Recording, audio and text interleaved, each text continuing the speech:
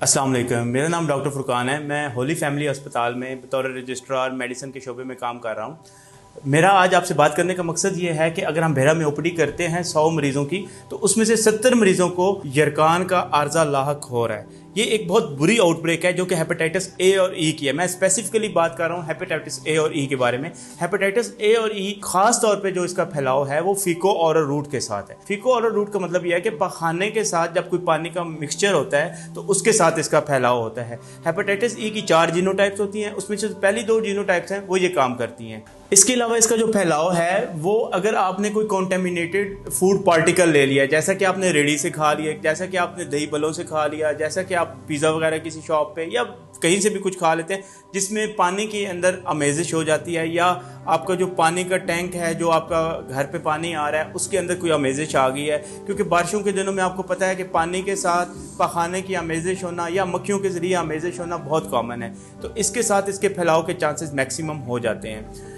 WHO की एक report के मुताबिक 2015 में 44,000 अमवात इस ख़ास बीमारी के साथ लाहक हुई, और ये हमला औरतों में बहुत ख़तरनाक है, बच्चों में बहुत ख़तरनाक है। अगर इसको सही तरह से ट्रीट ना किया जाए तो ये आपकी के लिए जानलेवा हो सकता है। अच्छा, इसकी जो अलामात की हम बात करें, इसके अंदर जो सबसे पहला होता है वो प्रोड्रोमल फेज़ है। उस प्रोड्रोमल फेज़ में सबसे पहले क्या हो सकता है, आपके जिस्म के अंदर शदीद थकावट होती है, दिल ख़राब होता है, मतली का आना, क्योंकि आपका जिगर पसली के बिल्कुल नीचे होता है तो यहाँ पे आपको दर्द या पूरे पेट में शदीद दर्द हो सकती है। हाई ग्रेड फीवर होता है, फीवर के साथ साथ जोड़ों में दर्द भी आपका हो सकता है। इससे जो अगली फेज़ है वो इक्टेरिक फेज़ है। उसके अंदर आपकी आंखों का रंग पीला हो सकता है, छोटे पेशाब का रंग पीला हो सकता है, पखाना आपका सफ़ेद आ सकता है और जिस्म पे रैश वगैरह या जिस्म पे खारिश हो सकती है। इसके बाद फिर रिकवरी की फेज़ शुरू हो जाती है। अब हम इलाज के बारे में अगर हम आते हैं तो इसका मेन जो असल इलाज है वो कंजर्वेटिव है। हेपेटाइटिस ए की वैक्सीन है, वो आप वैक्सीन लगवा सकते हैं। हेपेटाइटिस ई की या जब आपका एक्यूट हेपेटाइटिस हो जाता है तो उसकी जो मेन है वो आपने प्रॉपर रेस्ट करना है, ढेर सारा पानी, प्लेंटी ऑफ फ्लूइड्स आपने लेना है और मीठा पानी इस्तेमाल करें। गन्ने का रस इस्तेमाल कर सकते हैं, ग्लैक्सोस डी आपको आम मिल जाता है वो आप इस्तेमाल करें। हेपेटोटॉनिक्स जैसा कि हेपामर्ज है वो आप इस्तेमाल कर सकते हैं। मोटिलियम की गोली इस्तेमाल कर सकते हैं उल्टी के लिए, अगर ज़्यादा उल्टी है तो आप ऑनसेट ले सकते हैं। और ज़रूर अपने करीबी मुआलिज को दिखाएं।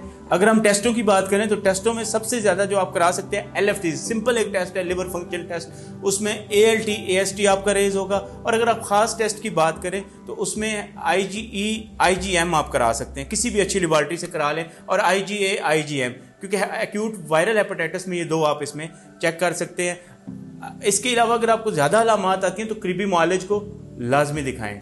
अब इसके बचाव के ऊपर आते हैं। इसके बचाव में क्या है, जैसा कि मैंने आपसे पहले ही अर्ज़ की कि ये फीको और रूट से फैलता है, तो आपने बार बार हाथ को धोना है, पखाने के बाद हाथ को धोना है, नाखूनों को काटना है, जहाँ पे आप पखाना करते हैं उसके ऊपर ढेर सारा पानी बहाना है ताकि प्रॉपर वो डिस्पोज ऑफ हो जाए। बर्तनों को अच्छी तरह धोना है, जो आपका पानी बाहर से आ रहा है, फिल्टर से आ रहा है या जहाँ से भी आ रहा है, उसको उबाल के ठंडा करके इस्तेमाल करें, और ये बहुत ज़रूरी है।